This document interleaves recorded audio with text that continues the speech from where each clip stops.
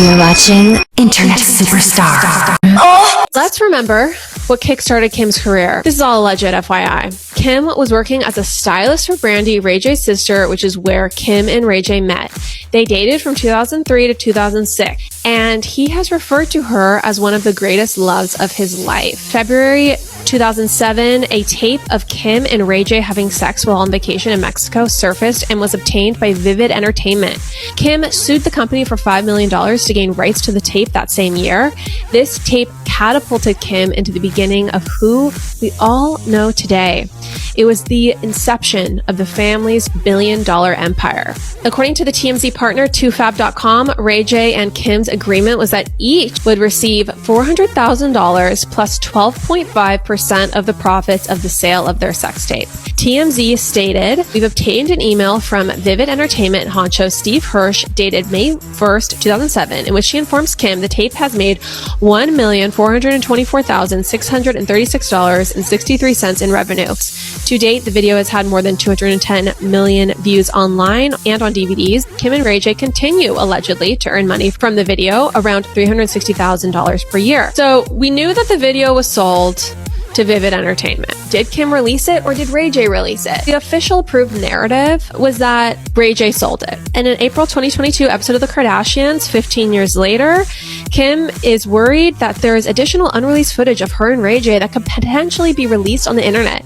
Kim says in the episode that Kanye has retrieved any footage that Ray J supposedly had.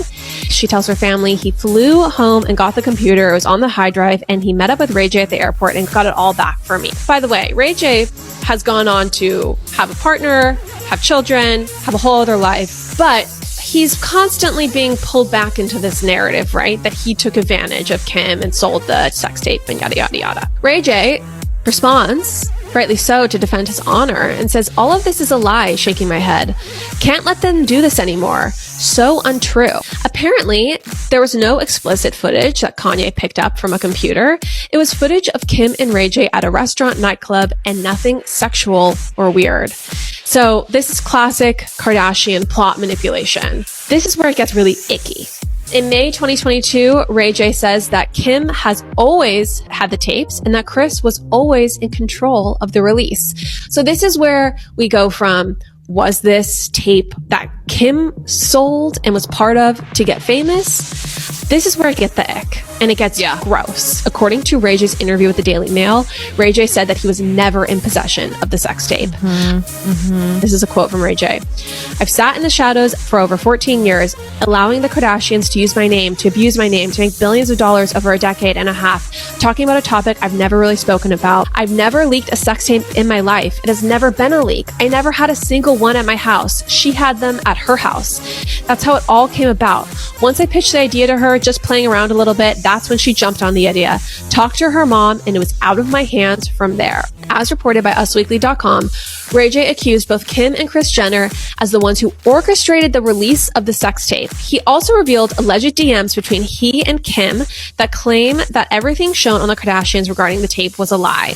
Published the text from Ray J's Instagram screenshots, which says, "Now I realize this is another promo stunt for you. Unless you reach out to me soon, I'm going to take it to the level where it shows all of what we did, all of the meetings and convos about the plan, the whole lie you and Kris planned since the beginning." Kim allegedly apologized and responded, "I completely understand.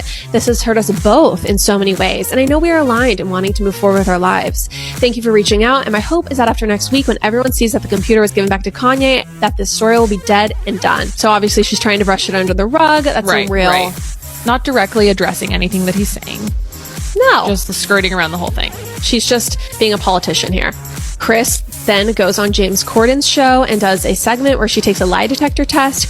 James asks Kris if she helped Kim release her sex tape, and Kris says no, and the results say that she's telling the truth. And this is where the real bomb is dropped and the mic is dropped. Ray J took to Instagram Live for a 28-minute video. He said that he and Kim had filmed a second sex tape in Santa Barbara as a backup that he said Kris was not only aware of, but she made the decision for them to have a second video for safety. He says that Kris watched both videos and then told him that they were going to release the first video since it gives Kim a better look than the second video. Ray J claims that he has legal documents proving the release of the sex tape was orchestrated by Kris Jenner, contracts that list 3 items: Cabo intro, Cabo sex, and Santa Barbara sex. Wow. If this is true, how problematic is it that Kris allegedly watched her daughter's sex tape, had her film a second one just in case, watched that, and then brokered a deal? I mean, problematic is like, doesn't even begin to describe it, in my opinion. It's so dark to me.